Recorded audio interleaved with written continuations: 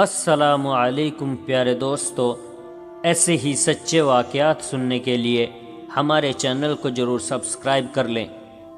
بسم اللہ الرحمن الرحیم۔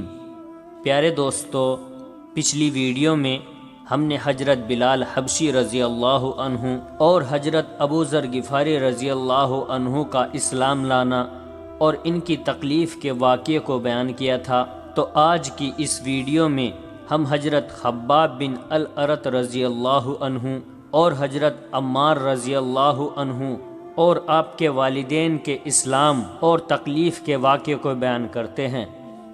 حضرت خباب بن الارت رضی اللہ عنہ کا اسلام اور تکلیفیں۔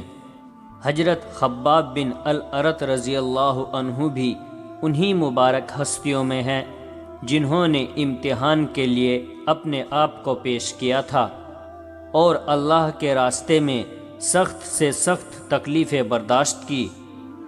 شروع ہی میں 5-6 آدمیوں کے بعد مسلمان ہو گئے تھے، اس لیے بہت زمانے تک تکلیفیں اٹھائی۔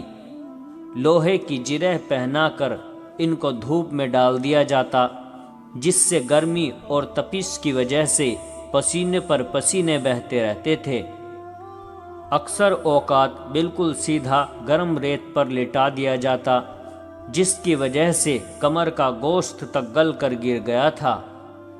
یہ ایک عورت کے غلام تھے، اس کو خبر پہنچی کہ یہ حضور صلی اللہ علیہ وسلم سے ملتے ہیں، تو اس کی سزا میں لوہے کو گرم کر کے ان کے سر کو اس سے داغ دیتی تھی۔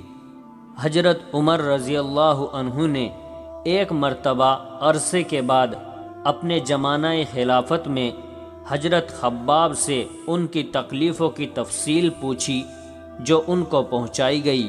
انہوں نے عرض کیا کہ میری کمر دیکھیں۔ حضرت عمر رضی اللہ عنہ نے کمر دیکھ کر فرمایا کہ ایسی کمر کسی کی دیکھی ہی نہیں۔ انہوں نے عرض کیا، مجھے آگ کے انگاروں پر ڈال کر گھسیٹا گیا، میری کمر کی چربی اور خون سے وہ آگ بجھی۔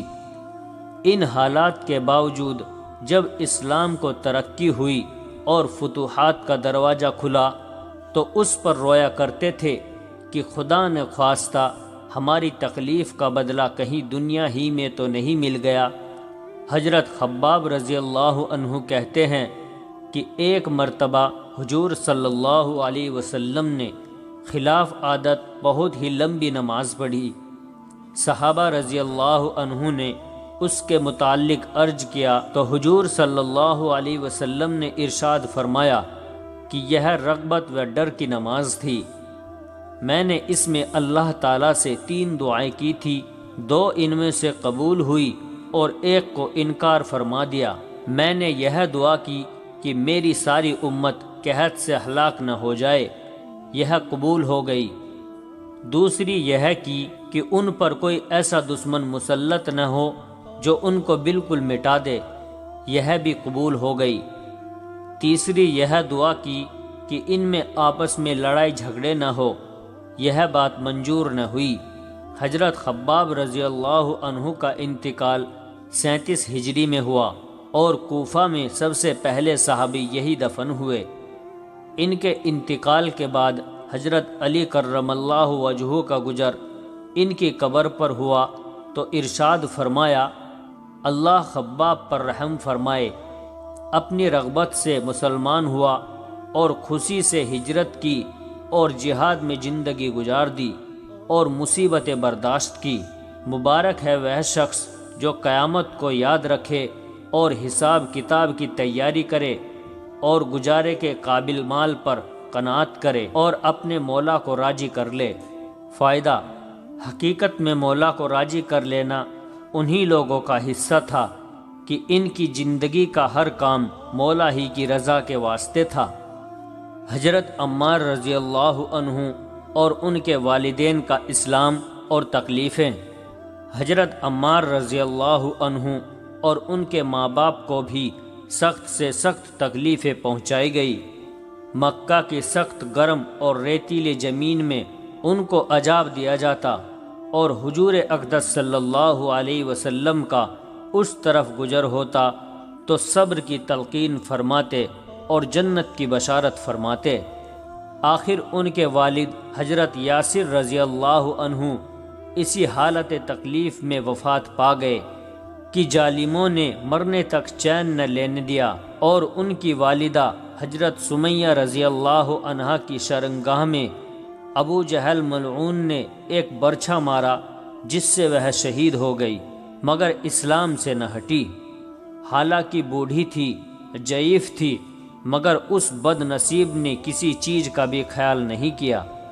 اسلام میں سب سے پہلی شہادت ان کی ہے، اور اسلام میں سب سے پہلی مسجد حضرت عمار رضی اللہ عنہ کی بنائی ہوئی۔